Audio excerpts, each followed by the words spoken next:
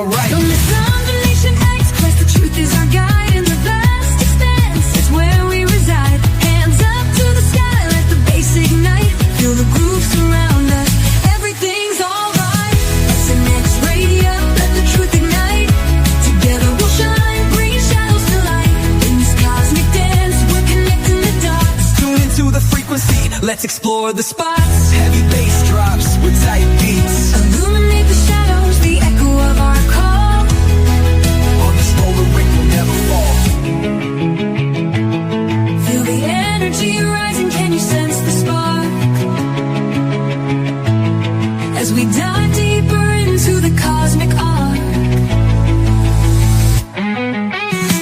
Stories of the universe, mysteries unfold. In the heart of SNX, where the truth is gold. Every note we play, every line we write, crafting our legacy, shining ever bright.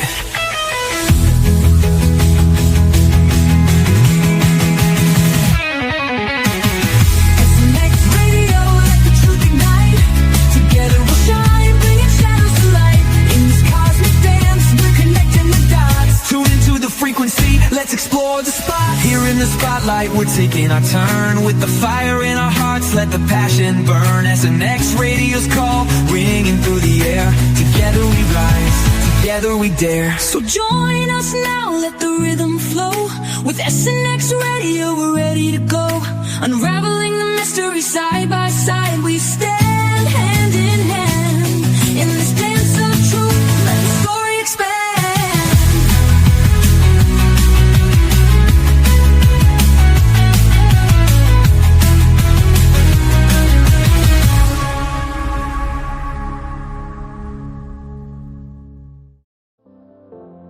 Sunlight on my face, gonna make it worthwhile. Feel the good vibes embrace. Step into the street, music in the air. Move into the beat, no worries to declare. We're chasing happiness in every way we can. Living in the moment like a never-ending dance. Chasing happiness, not a single day is planned. Together we are stronger, hand in hand.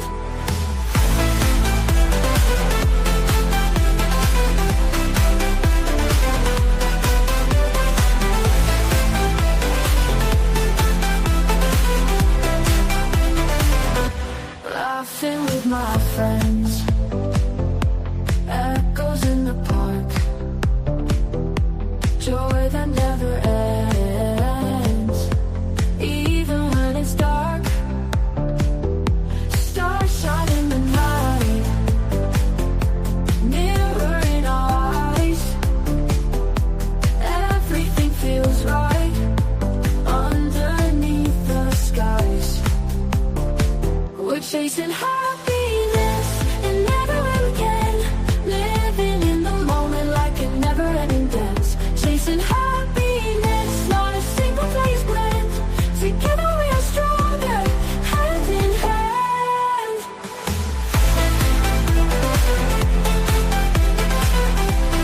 Hand in hand.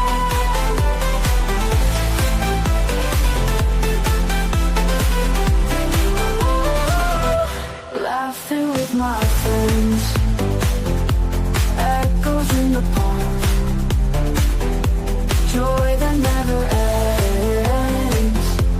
Even when it's dark, stars shine in the night, mirror in our eyes.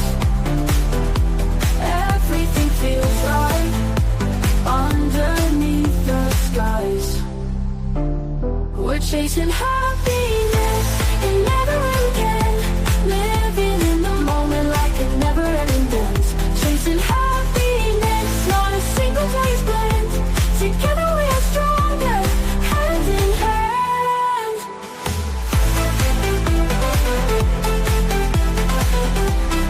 Hand in hand. Hand in hand.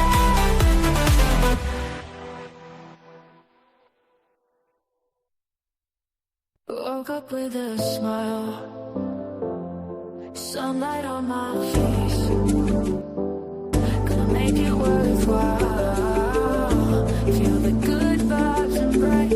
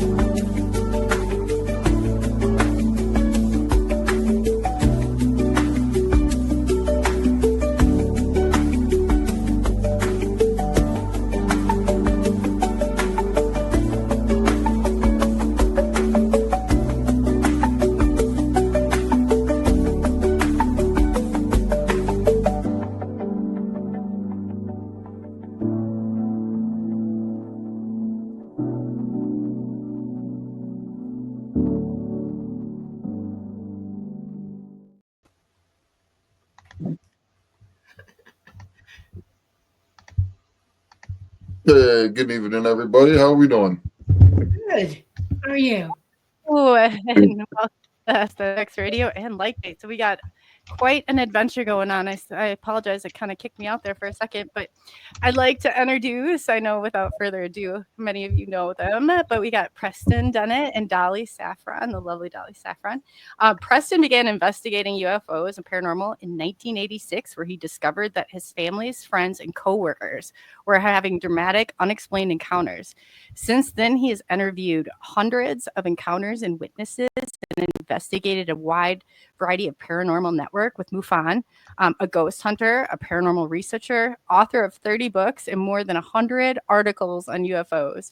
I mean, several of his books you'll find on Amazon on the UFO bestseller list. So that's pretty.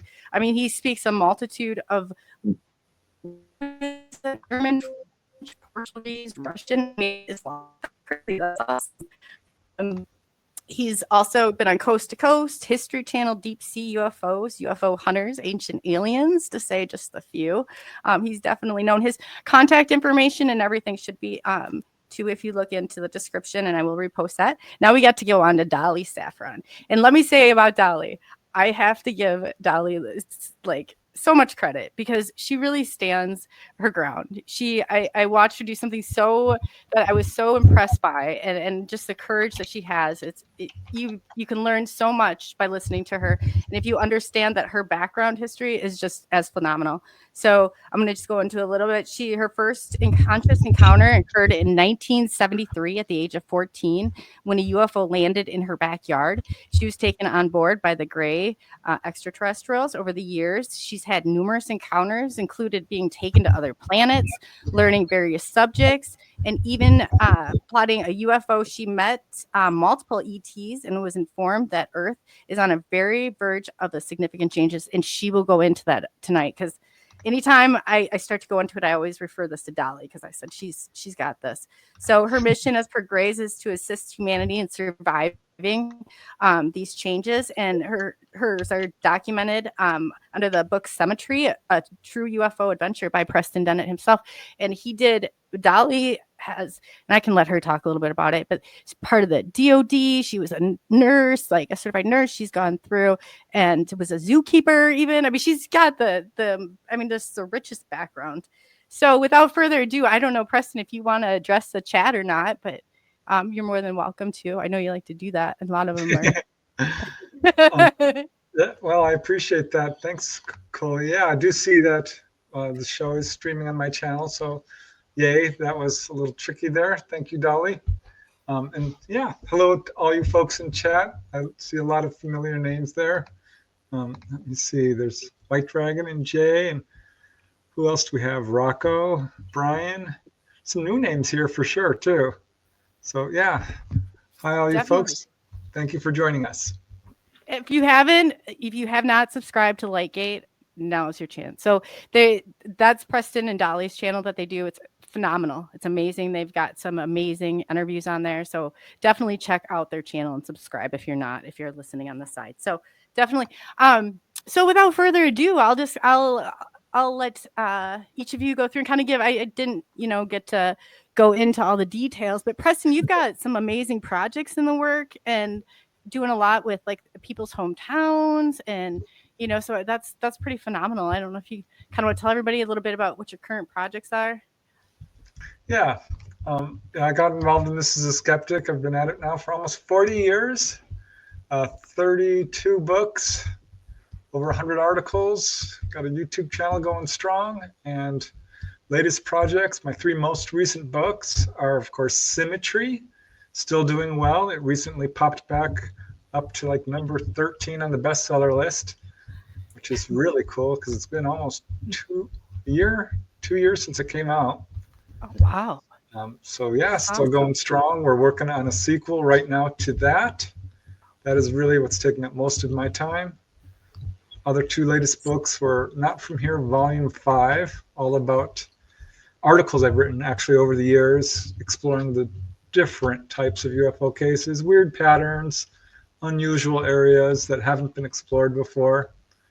Also working, or Humanoids in High Strangeness. Got to give a shout out to that book. I love it. I really embraced the woo in that book because a lot of the times it gets cut out of people's stories.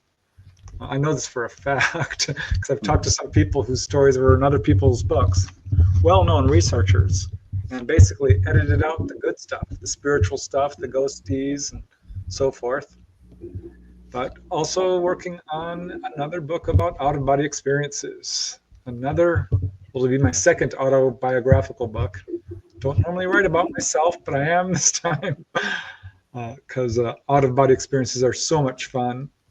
Dolly and I have actually been able to have some together. I've never been able to do that with anybody until I met Dolly, which is just off the charts cool. So that is very cool. Yeah, it's kind of where we definitely want to hear about that. Yeah, I do want to give because you mentioned it. The UFOs in Your Hometown is a series I'm doing because I really want to underscore and let people know that UFOs are seen everywhere on this planet. It's kind of the goal. And so I put out a challenge. Name your hometown, and anyone who's listening, feel free to do it. Name your hometown, any location on this planet. And I can pretty much guarantee, unless you give me a town that only has 5 people in it, I can pretty much guarantee I can find a case there. I'm saying the hotspot Earth. There really isn't any location that's not excluded from this. I agree with you. Yeah, and I don't think people realize that. It's a lot more common than people think. So that's kind of the whole theme of the hometown challenge. My list, by the way, is about 800 locations long. I've worked my way through about 100. So those take a lot of work. But yeah, that's where I'm at now. Sorry, that was long-winded. No, not at all. And how many have you done so far? Have you checked into it? Do you have a list yet? Yeah, of my list of about 800, I've done about 100. So some I'm putting a little bit on the back burner because people will put something like Vancouver, and I could write a book on Vancouver. Yeah. Or if someone puts West Hills, that's hard to look up because it doesn't have keywords in it. If you know what I mean. I gotcha. Yeah. Oh yeah. You're probably going through a lot of these documents. I mean, do you have to go through the library still, or they're mostly online and stuff now where you can access them? You do a lot of research. Dolly said last time you're on that computer for 12 hours a day. I said, well, he's definitely doing something on there. Good. Yeah, I am. I do use the books behind me, but mostly it's online. Right. I've got a room filled with magazines wall to wall. Research library as well. It's in the other room. Yeah. Huge. Yeah. That's awesome. And Dolly, so without further ado, tell them about you. I mean, I can never do it justice, but yeah. I am a generational contactee. I remember my first experience at 10 months. I knew what was happening to me, but I had my poor mother was so freaked out about everything that she pretty much tried to just put a lid on it, And I found out very young not to talk about it was better. Even out publicly among my friends and stuff, I couldn't talk about it at all. I got made fun of horrifically. And so I just kept it to myself. And I didn't buy into the fact that I was seeing things. I knew better, but I wasn't connecting all the dots yet. It wasn't one long continuous memory. It was choppy. And so when I was 14, I decided this is it. I have an eidetic memory, and for some reason, I'm not filling in the gaps, and I needed to. And I decided the next time something happened, that I was going to bloody well remember it. And that time presented itself in 1973. I was 14. And to make a long story short, I woke up and freaked out because I realized that it was all real and that I was more involved in it than I realized. I had been pushing that away from myself, but I knew shockingly, took me like 3 days to get over myself, to remember everything. I had headaches and everything from it. It was awful at first, trying to let all those memories fill in for me. And we just, my poor mother, because it became me not letting her tell me anymore that I'm dreaming or I'm imagining things. It became, don't worry, I've got this, we're good, And then my dad became involved with me about it. I found out that he was a contactee as well, and what his association with it was, and I just went with that. And it's been an adventure ever since. What a wild ride. I know I've talked to Preston before about being the UFO person, and how sometimes not everybody wants to be that UFO person. And, in the beginning, how he kind of described it, but it really is, when you think about it, this is such a phenomenal ride that, to not be a part of it, it would be, I can't imagine who I'd be without it. It changes your course of life completely. Right. It does. It gives you an open window into what everything could be. Literally, there's no vista that's not doable for you at that point. In other words, most people who come away from contact are instantly ignited into everything. I mean, they're thinking about everything. They're learning things they didn't think they would ever learn. The world is becomes an oyster to them, everything. And it's amazing to watch it happen to people. It's amazing. And it's sort of like the sleeper must awaken from Dune, right? We're all kind of sleepers on this planet until you awaken, and it's very cool when it happens, Yeah, that's what my sister-in-law said. She said it was like being woken up when you're already awake. Right. It's one of the questions I always like to ask people, is like, what happened to your life following an encounter? And people will often say, I left a bad relationship, changed my career, I moved my location, started studying astrophysics, became an artist, started doing mediumship. It's the kind of experience that affects you on every level. Physically, I've often said this, physically, emotionally, mentally, spiritually, and psychically. So it's every part of your being. In your experience, I guess I call them superpowers. I don't know but I said every interaction or everything that, you think that it's a reciprocal relationship. But, I would say you kind of walk away with some superpowers, as you say. Like, everybody's kind of have their own thing, but we all have the abilities, though. That's what's weird about it. What you're referring to is, for every action there is an equal or opposite reaction, and when you start moving energy forward, it's rebounding back to you as well. It expands, it multiplies, and we're born with the equipment. We just have to wake up to the fact that we can use the equipment and focus on it, and when you do, things happen, and things go from paranormal to normal. That's the most important thing to realize about this. This isn't really like Superman or whatever. This is something that each of us have the ability to use and do. And it's very cool.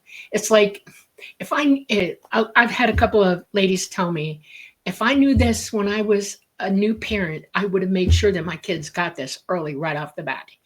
They feel like they missed the opportunity of making sure that children stayed woke, because children are very psychic in the beginning before they're talked out of it, and they would have protected them more into it. And I'm like, well, that's all good and well, but now you can protect yourself through it and get going with it, and then go back to them and say, let's make this a family thing. Let's all wake up together. It doesn't have to be just you alone. It's all of us. Yeah, that's some what would you say out there. Oh, yeah, definitely not. So what would you say to somebody like that just, I'm trying to think, a lot of people are kind of just starting this journey. And I know, once you've been in through a while, it's kind of but what would you describe and how, somebody were to start opening that door, because they'll say, oh, they say everybody has this, but how would you start like that process, do you think, with somebody? What would be their best if they're listening and they're like, wow, this is just to first of all, sit and think about what your life has already been, where every intuitive moment you've already had presented itself to you. Everybody goes through life having intuitive moments, or huge days of it even. We are all psychic, and we all receive messages all the time. We're talking to each other. You just don't hear it because the volume's all the way down, okay? And realize that you do that. It's miraculous to some people when it does happen, and say, oh, it's so weird. No, it's not. That was normal for you. Should have keep it up. Once you realize that you've got the soup, okay, then you have to like warm it up. And you do that by learning how to delete the things that impede your abilities, okay? You need to get rid of the negativity around you. In other words, quit listening to negative things. Bad horror movies, things that are fearsome, make you feel fear. You need to hear yourself think. In other words, when you meditate, you need to learn how to focus in. You go within to go without.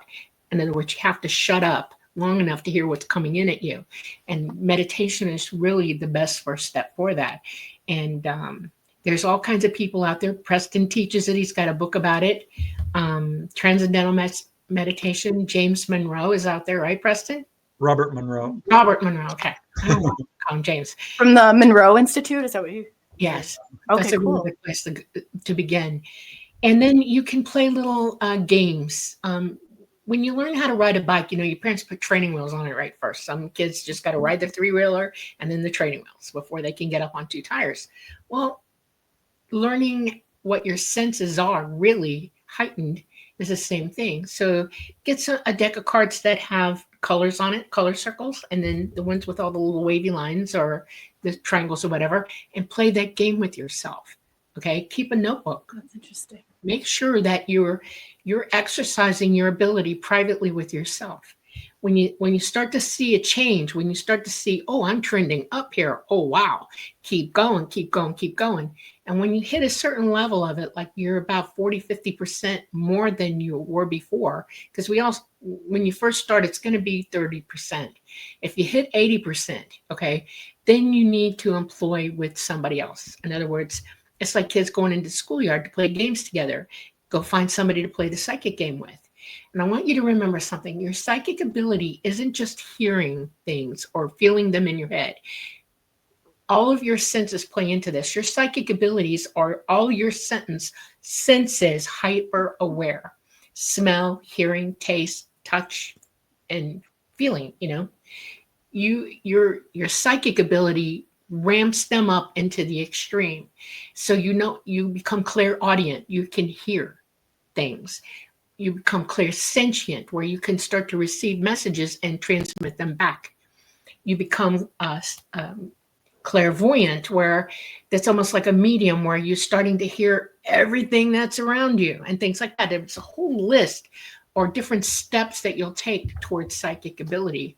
And each one of them has a process that you learn through your senses while you're doing this. It's really important to know that. Yeah, I think meditation ultimately is your best tool. Yeah. Relaxation is key to meditation.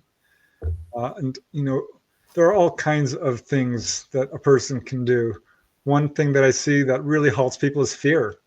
People live in fear. They're kind of trapped by the past, scared of the future. Just release that. Recognize that we're in a safe universe.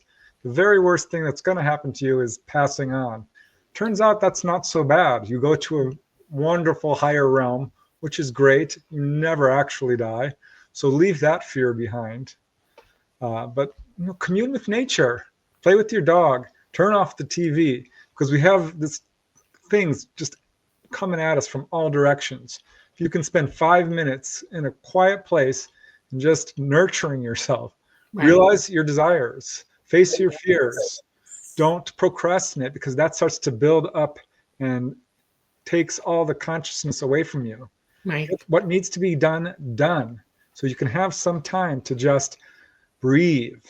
right? And Grounding is important. Yeah. Get out of your artificial environment. If you're in a high-rise apartment, go outside. Go put your feet on the ground, take your shoes off, ground, sit on the ground, put a blanket, just sit there, go someplace where nature, the energy from our planet is existentially better for you than sitting in a building with Wi-Fi and electricity and electromagnetic wires going everywhere. That's forced energy around you has nothing to do with who you are. It's very damping to who you are. In other words, it can cut you off from your abilities. So go outside, let nature, that's, your heart, your nature, your biology itself, ground to it, learn how to be in it. I like what Brian Moran says. I have the hardest time trying to meditate, getting my mind quiet is near impossible. I know that I'll lie in bed and I swear a brass band starts playing, no, horns and the whole deal, and then voices, and like, oh my God, this will fade if you just keep at it. This does take effort. Yes, you're right. You're right. That does happen too. I remember I would sing over it. I would try, and whatever it was, I was trying so badly. But mantras work, yeah.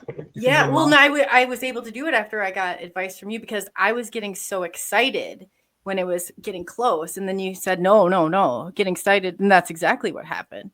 You were both right. Head on that one. Head on. Yes.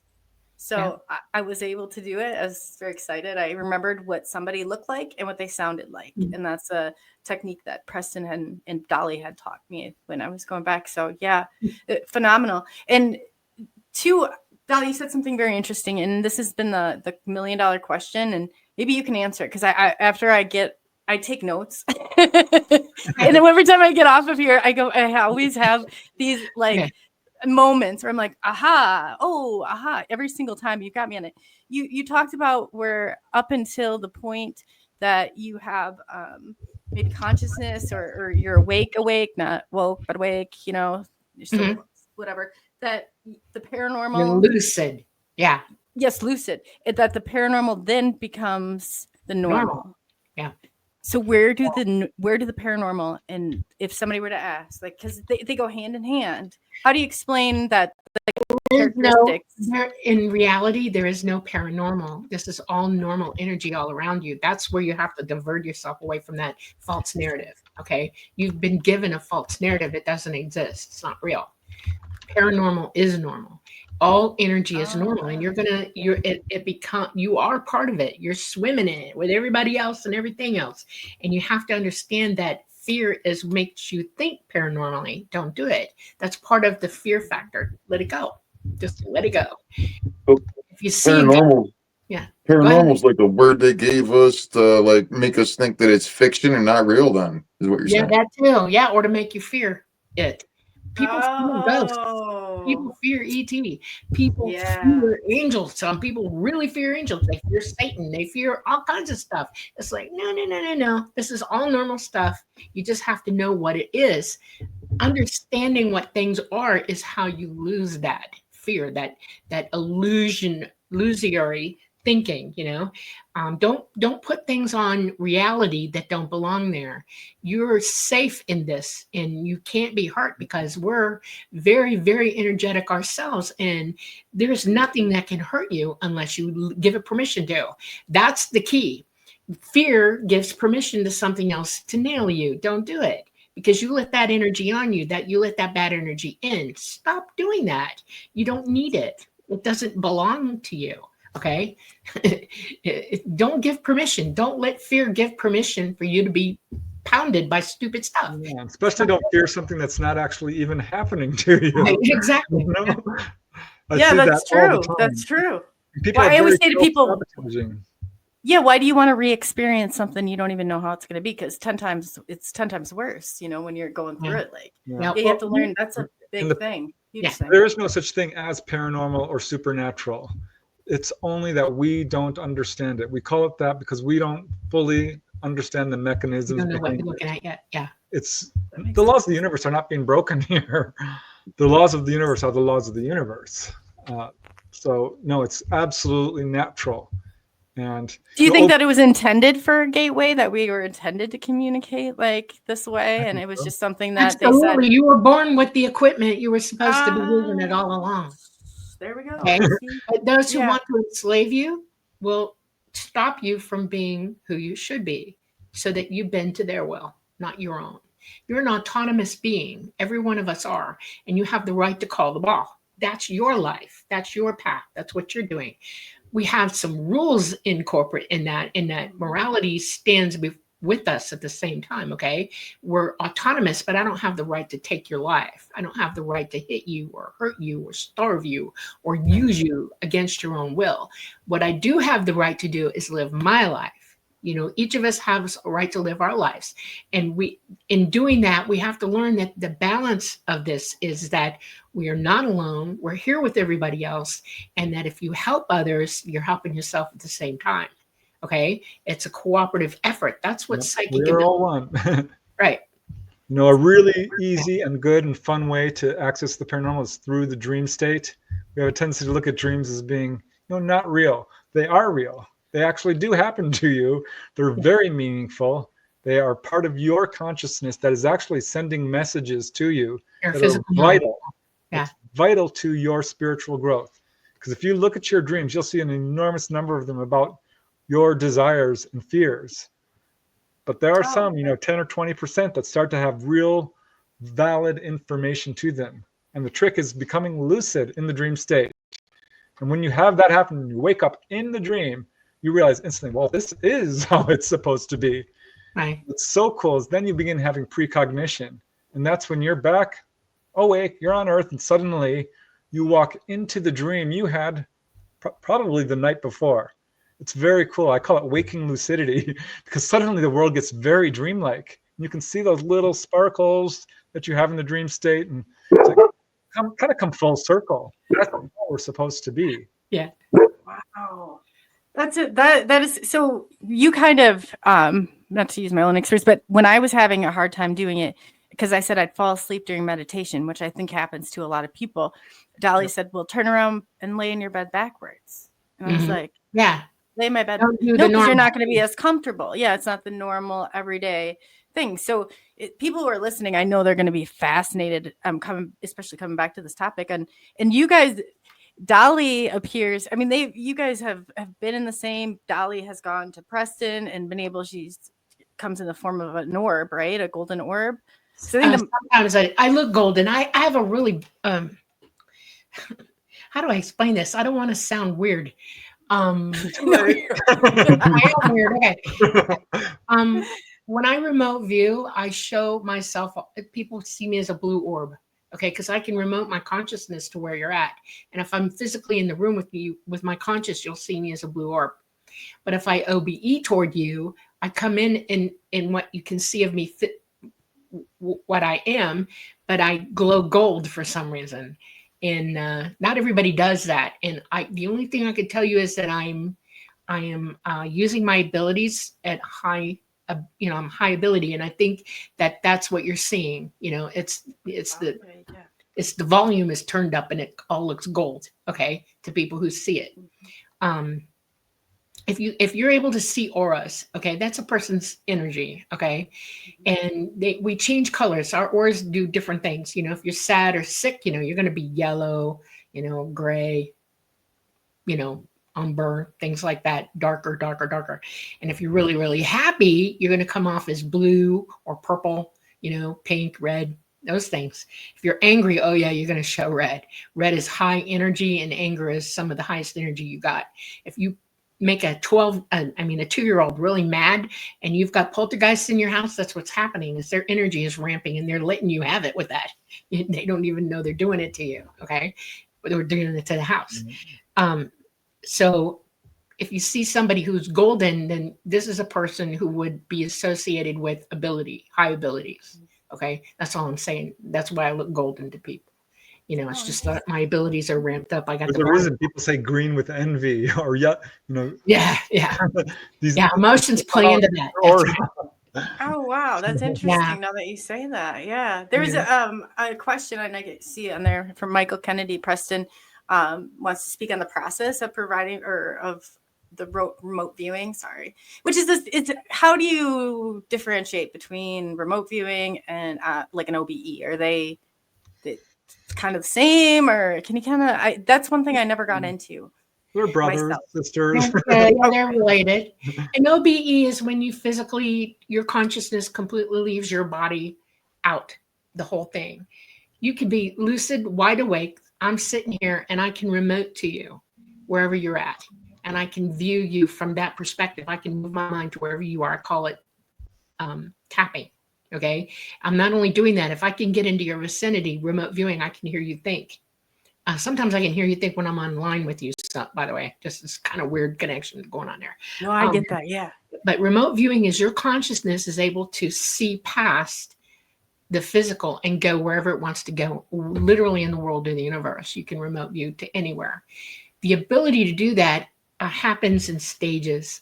Most people who begin remote viewing, it is something you could do without extending your abilities. Everybody has the ability to remote view. It's like walking. It's one of the first steps we take where you put your consciousness out there to look for things or hear things or see things. It's like a baby who's not with its mother will remote view to figure out where the heck mom went. Literally, that happens in real life. They know it because a baby, if they've taken babies and put them into some part of the house and mama's with them and then they remove mom out of the room and shut the door so baby doesn't know where mama went and move baby to some other part of the house or outside. And it's the weirdest thing, but baby will zero mama in remote view and point its face toward her. Okay. And call her like, I see you, come back. It freaked them out when they first started doing that. It shocked them that infants can do this. Okay. Yeah, there's wow, fascinating. There's a big thing right now about autistic people doing telepathy, the telepathy tapes. Yeah. Dogs know when their owners are coming home, when they're down the road a couple of miles away. Anyone can remote view. It's probably easiest for most people right now in this world. If you're going to bed late at night, probably even better waking up in the morning. Don't get up right away. Lay down there, close your eyes, and just kind of, it's like imagining, but it's a little more intentional. So like go into your living room, sort of imagine what it looks like. Allow the visualization is so connected to psychic ability. Your ability to visualize is crucial. So you can do visualization exercises to sort of strengthen this. Imagine a rose or a deep blue sea or a green forest or fluffy clouds in the sky. This will sort of ignite your ability to start moving through your house, walk around. It's funny because you'll know it when it starts working because you're have this camera and you're really trying to control it. And it's hard. It'll swoop down to the floor, sweep up. Like, oh my God. But you can absolutely prove this to yourself because you'll start getting valid information. You're like, gosh, I wonder if that was true. Yeah. You can go and check it out. Right. It's very cool. Here's one for y'all to start off with. First remote view for everybody. Are you ready? Wherever you live, pick some place that's within 15 minutes walk from where you're at home. And tell yourself you're going to go there and remote view and view it for 15 or 20 minutes until you get a really good picture of it and write down everything you see about it. Everything, what's on the ground. Don't try to interpret it. No. Just put the colors and write things down. Okay. Then you close the book, leave it on the counter, and then walk to that spot. And you go and look at the spot, take a picture of it. Okay. And you will know instantly whether you really saw that or not, even after, before you take a picture.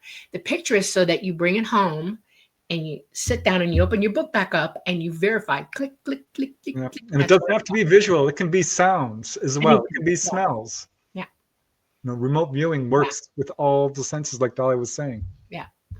It's very cool. Wow, that's very cool. That is very cool. You don't need somebody else to tell you you're doing it. You can tell yourself. You can learn for yourself. It's like walking. You're the one moving your feet, right?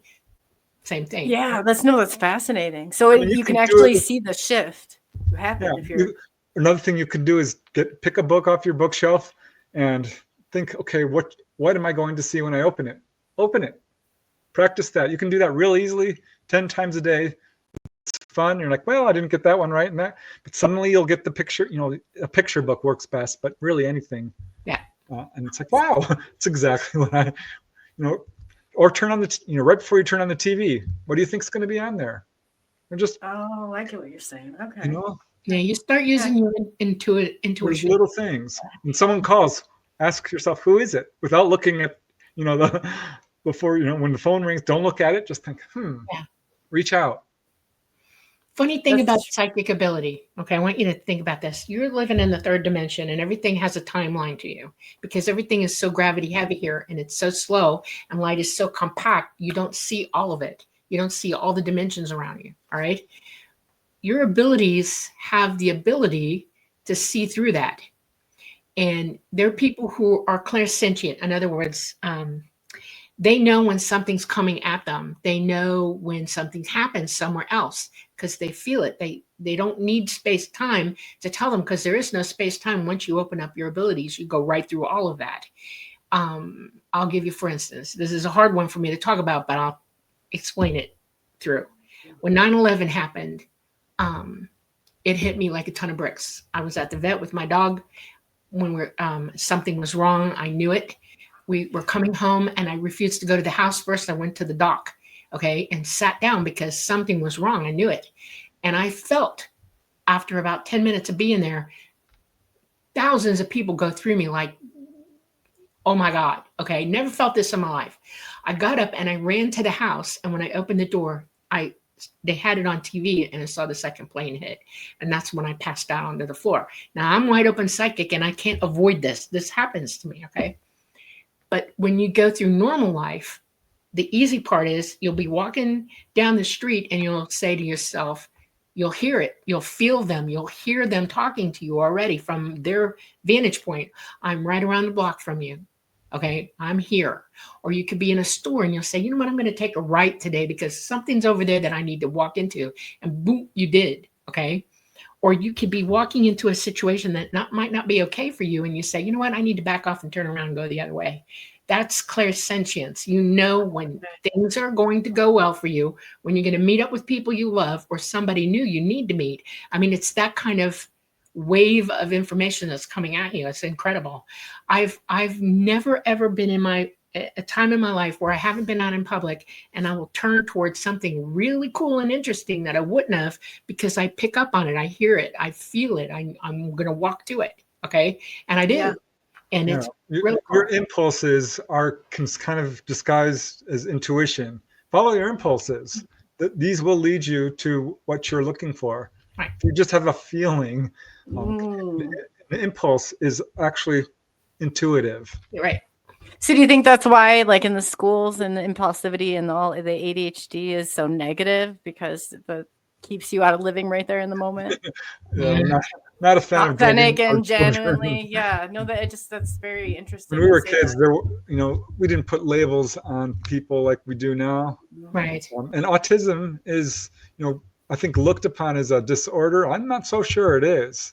It's a different way of thinking. A lot of autistic people are very psychic. Autism in the contactee community is quite a bit more present than you might see in the normal, I don't want to say the normal population, because in a sense I just don't know that drugging our children is a good idea to sort of, I'm not a fan, people are different. Some are going to be hyperactive. Some people might have short attention spans, but that's certainly something you can develop and work on. Willpower, there's little exercises you can do with willpower too. A jigsaw puzzle is a good example. It takes a lot of willpower to complete something. One of the things that used to interest me, when I was in college, I did psychology as a minor, and it was an interesting reason why I did it. My father was a genius, okay, and but he wasn't autistic. He had learning disabilities, okay? The biggest one was he could read an entire book and not get anything out of it. But if he read the book and spoke it into a tape recorder, okay, and then listened to it, by God, he got it. And that drove me wacko for a long time when I was realizing as a young kid that he was doing that. And one of the things that I can do is I can pick up a book and tell you whether I'm going to like it or not without even turning the first page, because I can feel the energy off that book. Okay. Oh, wow. And I asked my dad, do you feel books like I do? I was about 12. And he said, yes, I do. And he said, most of them don't deliver information fast enough for me. And he said, that's why I have to read it out loud, because my brain is operating at such a speed that reading it is so slow and laborious that I just go, and I'm going to do it. Okay. And I was like, oh my God, my father never went to college. Okay. Never. And he became a registered architect in every state in this country and an aeronautical, did aeronautical engineering and engineering. He's passed all the state boards. First time right out the gate. People freaked out because he never went to college. Never. He read everything to himself. That's how he taught himself. And then he went to places where, as a draftsman, my grandfather put him into drafting and got him in there. My grandfather was an engineer as well, and my mother's father, and who was a genius. He said, look, we're going to help you with the technical parts of this. You learn it, and we'll do it together. And that's how I learned. I was one of those kids who just absorbed everything. But at hearing, I would read the books. I didn't have a problem reading them, but I read out loud to myself, and I never thought about it until I realized when my dad was doing it. And I went, I don't need the tape recorder. I just read it out loud. Boing, I got it. Then I have a daughter who's extremely genius as well, and she had the same blinking disability. And I didn't realize it till she started school. And the teacher said, I can't get her to remember anything she reads. And I was sitting there thinking, oh no, here we go. Because I know she can read. She's been reading since she was 1. Okay. And she understands because we read out loud. Okay. And it's the flow of information into the brain. That's the thing. And I think when you have people who are slow learners or have disabilities, it's not because there's something wrong with the brain. It's that the brain is at a higher level. Yeah, they're not disabilities. They're different ways of learning. That's we have right. label called dyslexia. Right. But that's hard for people because they Right. have a different way of learning. Right. And Yeah. they found that teaching in school, repetition works a lot better than like they used to do in the old time. They just repeat the words over and over again in a foreign language. They learn that language so much quicker than Yeah. the modern way of teaching. Yeah. For me, I have an amazing memory for songs. Dolly will tell you. Oh no, yeah. There's not a song you can't remember ever. It's the weirdest thing. I mean, even commercials, it's embarrassing. I remember 3 commercials for Juicy Fruit Gum. Wow. Honest to God.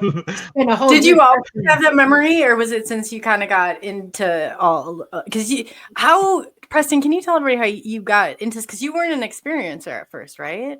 When you first got going, or were you just kind of getting, your feel for things, or? I think I was, but like a lot of people, I didn't fully click to it or recognize it because it was sort of under my conscious awareness, perhaps because it really wasn't something I needed to know or wasn't ready to know. But yeah, I was absolutely, completely skeptical.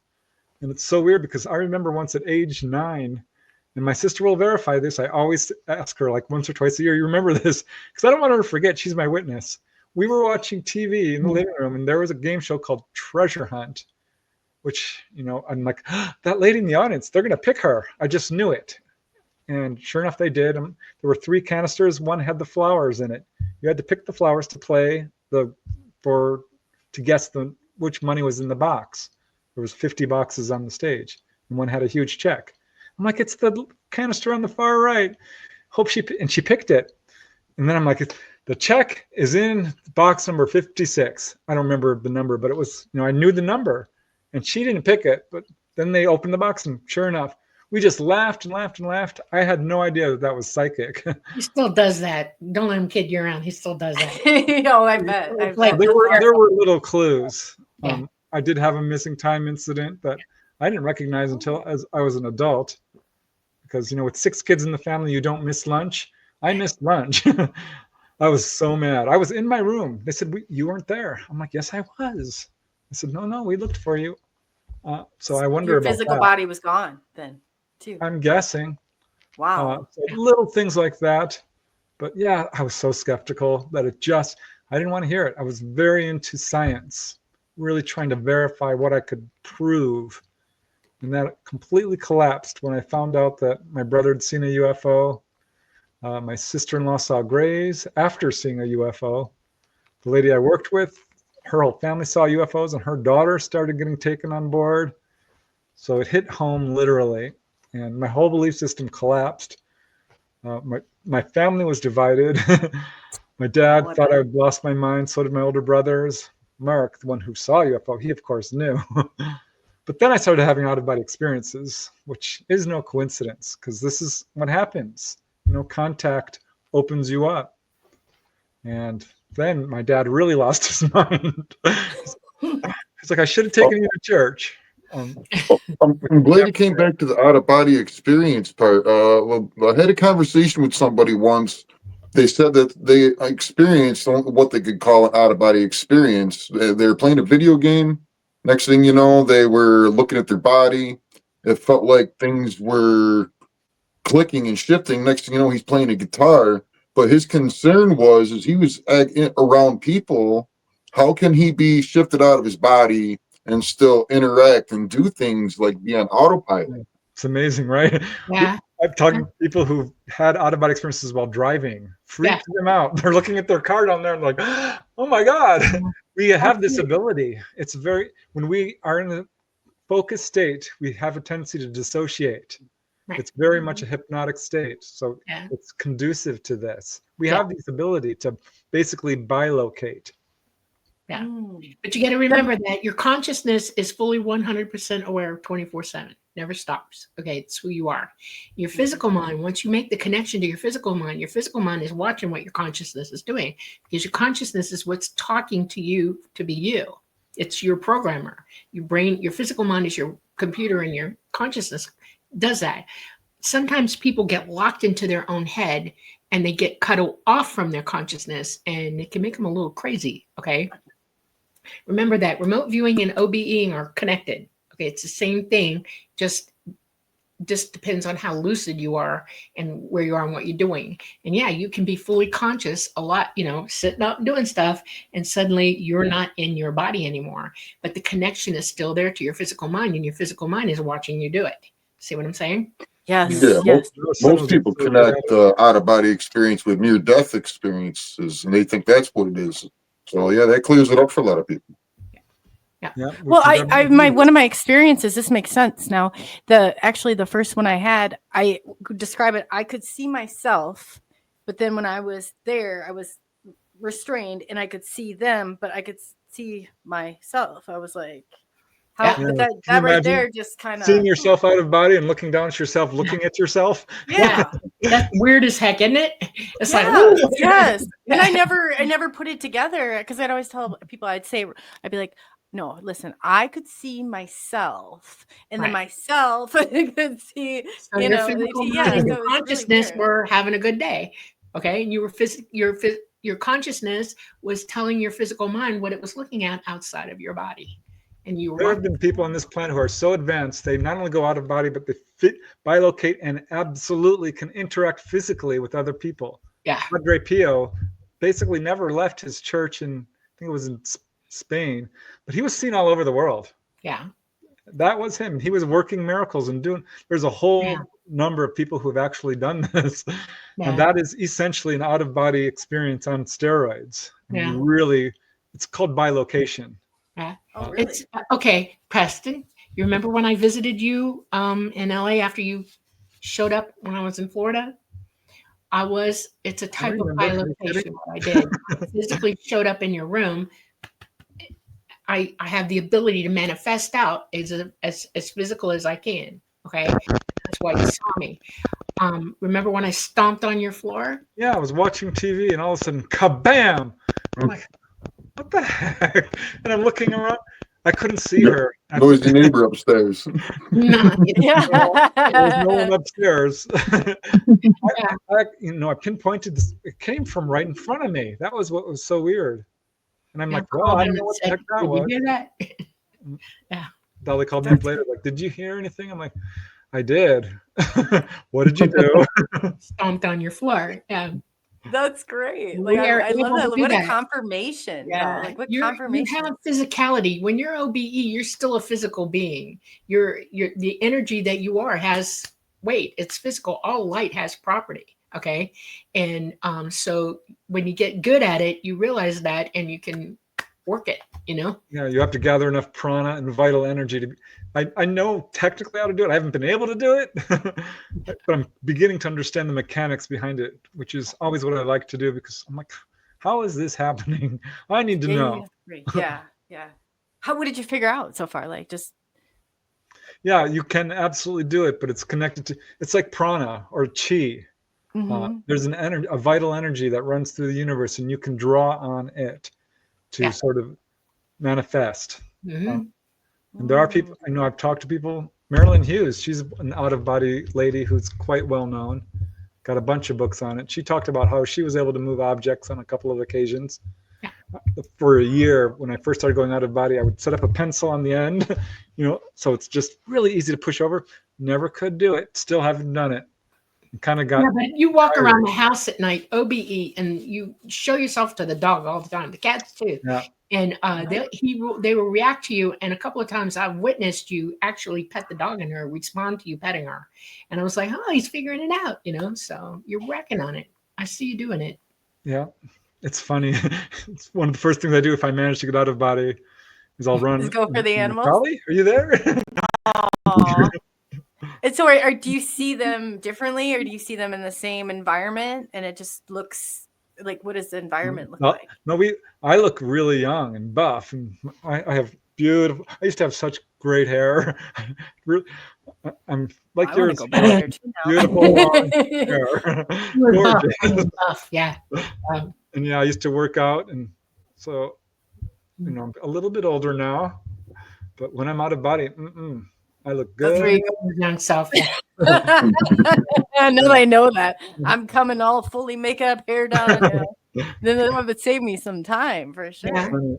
How you see yourself. Someone asked me once, do you wear clothes when you go out of body? Because I showed up at someone's house in my underwear. Like, oh my God. And I looked and I'm like, no, I actually wear a button down shirt. And I actually undressed out of body just to check out my body. I'm like, yep, it's all there. It looks good. Wow. And Robert Bruce said, if you stare at your body long enough, it will actually disappear and you can turn into an orb. I'm like, oh, I don't know about that. But I held up my hands when I was out of body, and sure enough, they faded right away. And I turned into an orb. And it was so cool, because when you do that, your perception goes, it's different. You start seeing 360 degrees. And you can, I mean, it's a weird step up to just, I don't know. So describe that. What do you see in 360? Like, just you see other dimensions. You see outside this dimension. You become part of the whole thing at one time. You see in all directions. You see into inward and outward and past the veil. Right. And yeah. So what does it look like? Everything at once. Oh, literally. Sparkly. And wow. There's no words, because it starts to move beyond form as we know it. So it's like geometric shapes that have no meaning. I mean, you can't really describe it. Energy. Yeah. You probably don't have the name for it yet. I mean, there's probably not been a name for it. When I was young, the very first time I realized that this was happening to me and that I was perceiving it, I was lucid in the middle of the night. Okay, I really don't sleep. And I was OBE, and I was thinking about what I was going to go do. And then all of a sudden I decided to look around my room. Okay. And I went into dead shock because there were lots of stuff going on in that room that I had never seen before. And there were other beings in the room with me, and they live with me and were like, hey, she sees us, oh my God, and it took me a good couple of days to work that one through in my brain, because you realize that we're not alone, not in any way. You see people that you love. You see people you don't think that they're there. You see vistas and worlds, and time lose all grip. It's gone. No more time.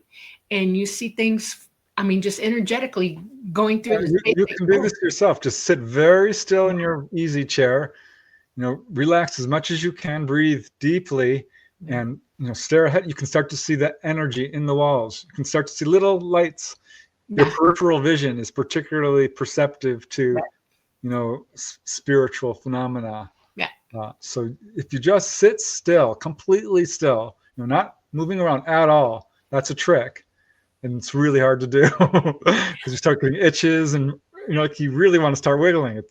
You feel all these really major and almost anxiety, but just move past that. That's a stage you get past, and you're like, okay, and then you start seeing stuff, orbs. And it's the coolest thing.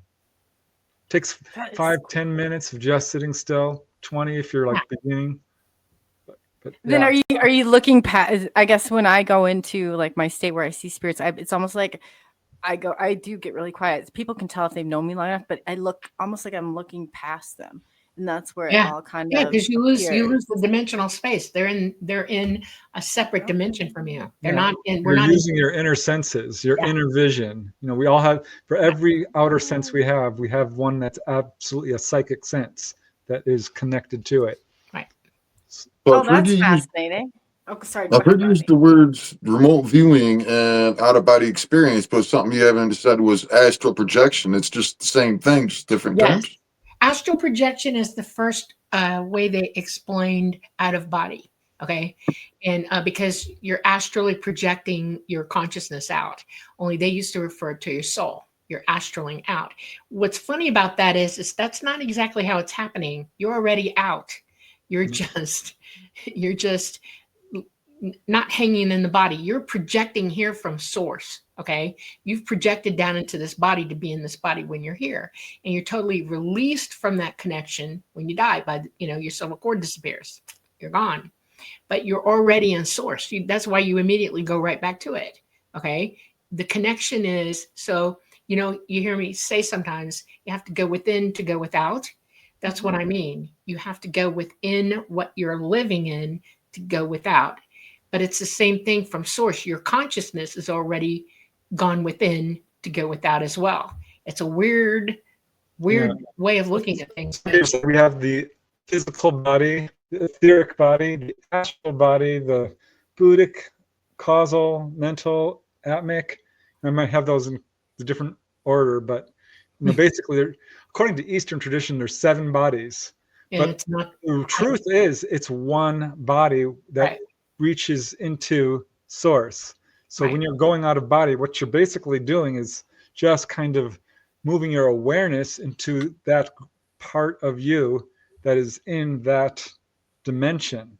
You're not going out of body. So this is why it's absolutely safe. It's 100% safe. It's as safe as sleeping. You're already doing it. Don't worry about getting possessed, going too far out, getting lost, or any of that nonsense. I scoured the literature.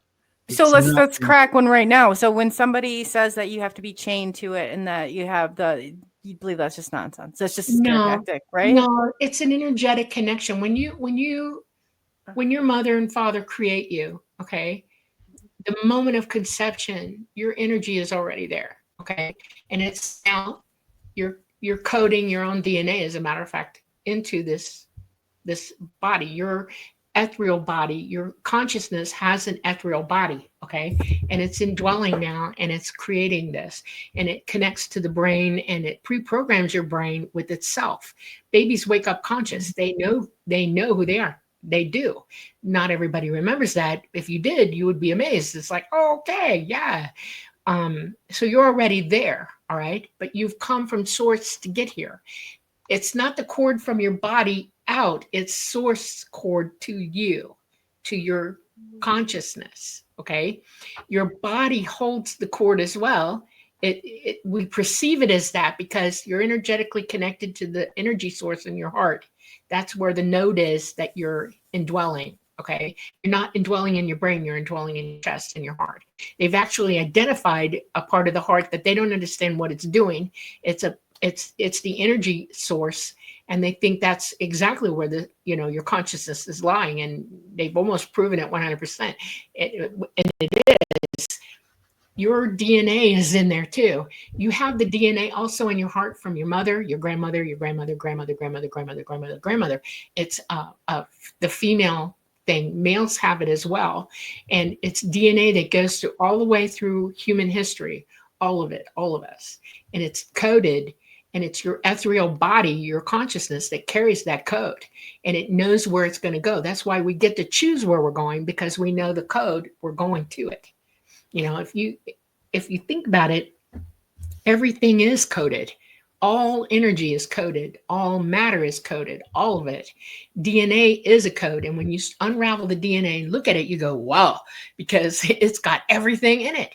We have the code of grass in our DNA. We have the code of bonobos and bananas. We have the code of kangaroos and whales and all of it. It's all in us as well. All our DNA carries all those codes. You got to ask yourself, how the heck did that happen? Well, it did, because we're all alive. We're all coming from source, and we all carry the code when we come here. See what I'm saying? Yeah. It's not that complicated, and it's a big idea, but it's not that hard to understand. You are who you are.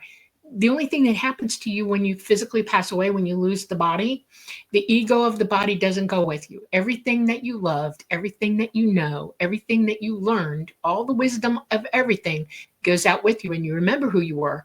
But that stupid ego, the physicality of yourself, stays behind. Okay, you lose that. That physical body makes your physical mind will do weird things, and it affects your body. Okay. DNA is supposed to run who you are.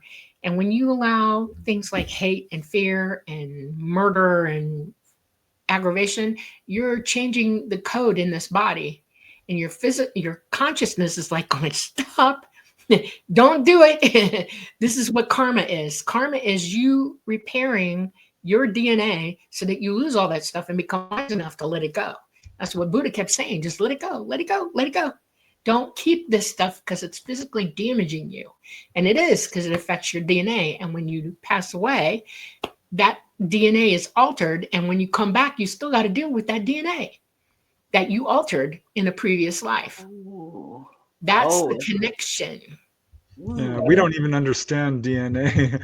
When Watson and Crick first discovered it, they were both absolutely convinced it was designed, and they thought evidence of extraterrestrial intervention. I think to an extent, that's probably a more correct interpretation than it was evolved here through a series of evolutionary accidents. Yeah, or all the junk DNA they claim we have. I'm sure that really it's not junk. It no, has a no I threw way. that theory away too, just recently. Yeah, we're only beginning to understand how incredible DNA is. It's absolutely amazing. Right. What's really interesting when going just to the ET subject is they're all humanoids.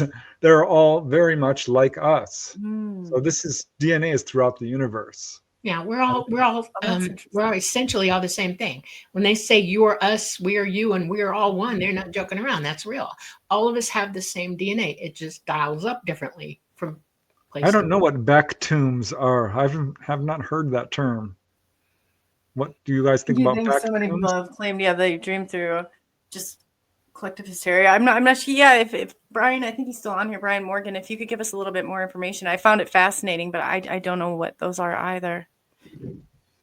If they're supposed to be, but we can wait for that one. That's definitely interesting thing. I want everybody to understand something. There is no such thing as a matrix. Okay, reality is reality.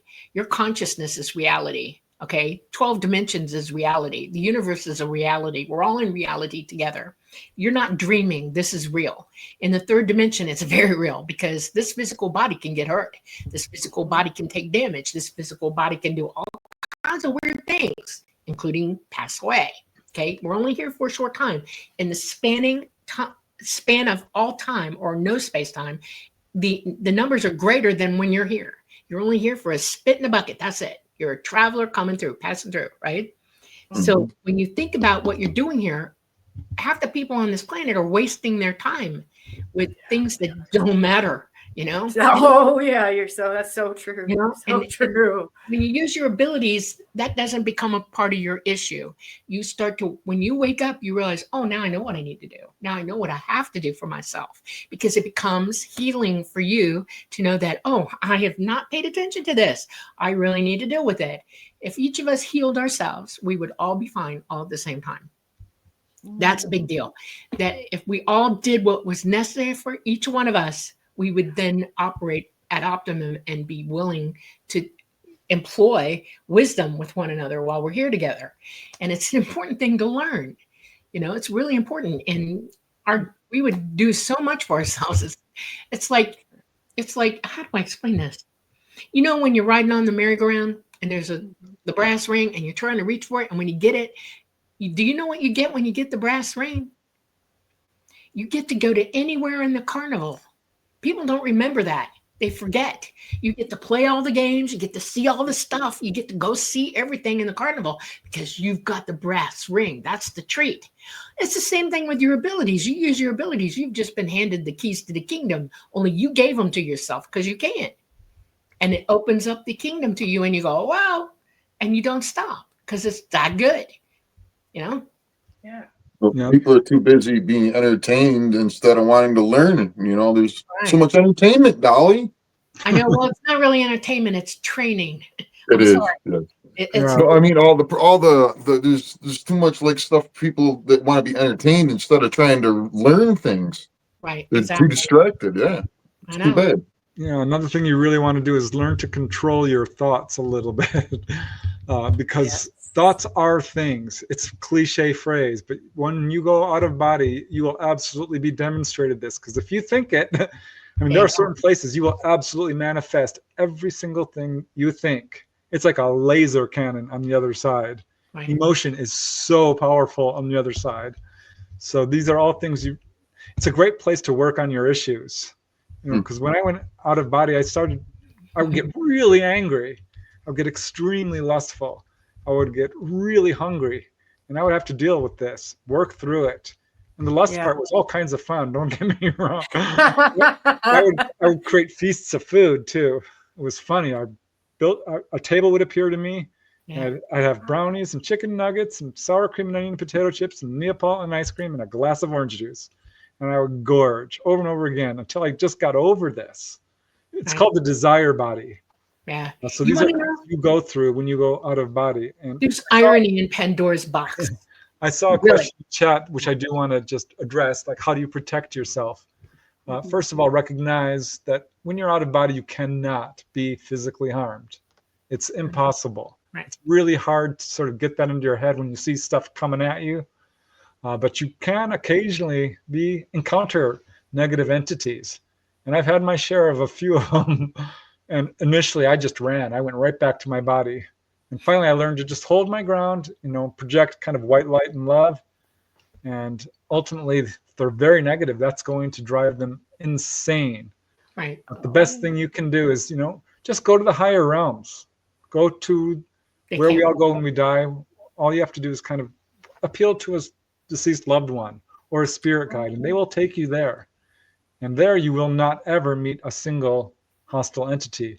You won't see a shadow. Everything is light.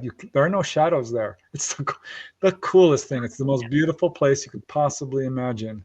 Imagine a rose made out of rubies and emerald trees, literally, in diamond flowers. That's how beautiful it is, as if everything is made of jewels with an inner light.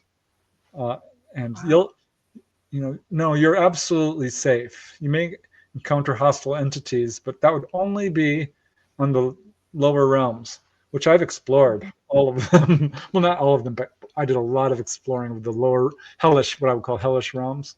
So are they the ones below Earth, I guess? No, not below Earth. No? It has nothing to do with it. Right next to us. In a different dimension, yeah. It's Okay. Okay. So I'm thinking, but you're talking about, okay, that makes sense. It's It's lower realms, integrated with all us. dimensions, different realms in those dimensional realms. One of the first things that I learned when I was I was really little, I think it was about 4 or 5, and something very dark and sinister started chasing me around. And it kept holding me in a place that I didn't know where the hell I was. Okay.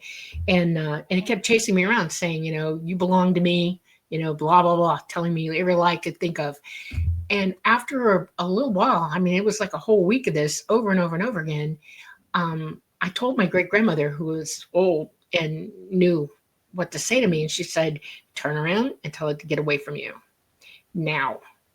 And she said, do it now. I want to see you do it now. Tell it to go away. And I did.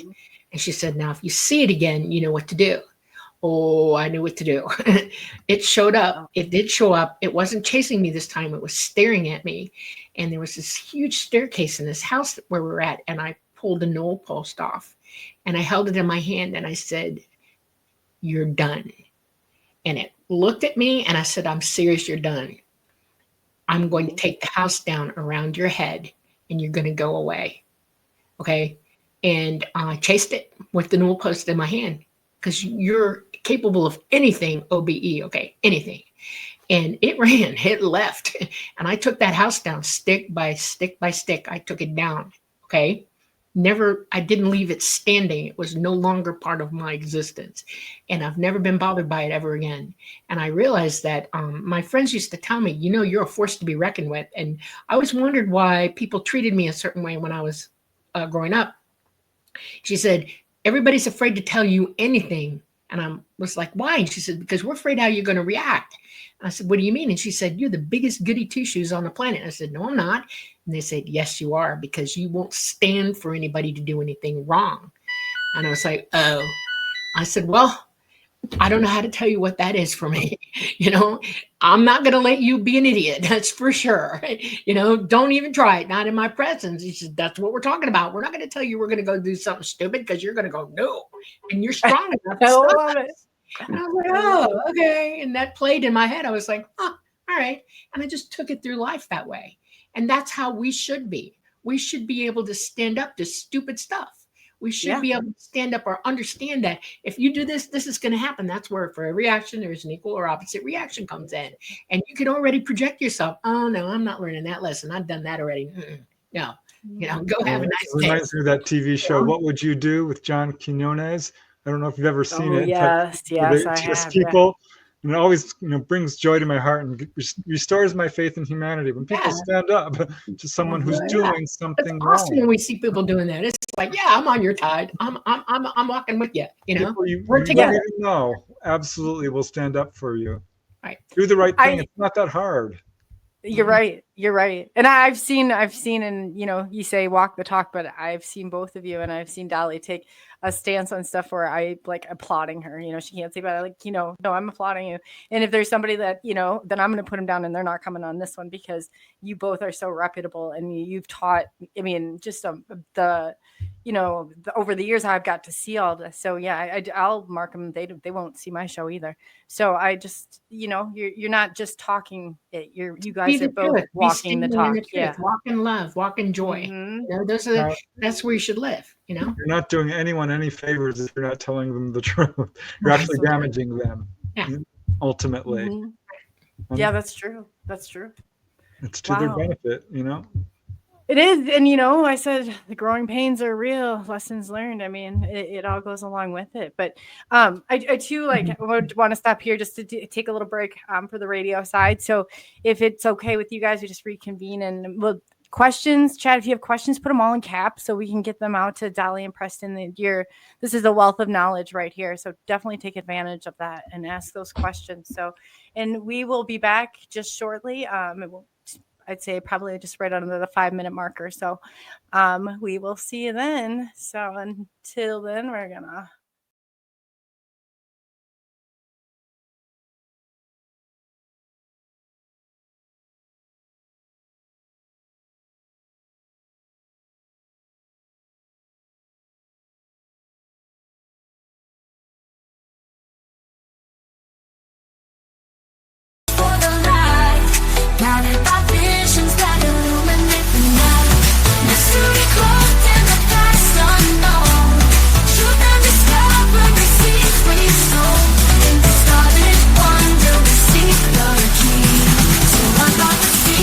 of our galaxy.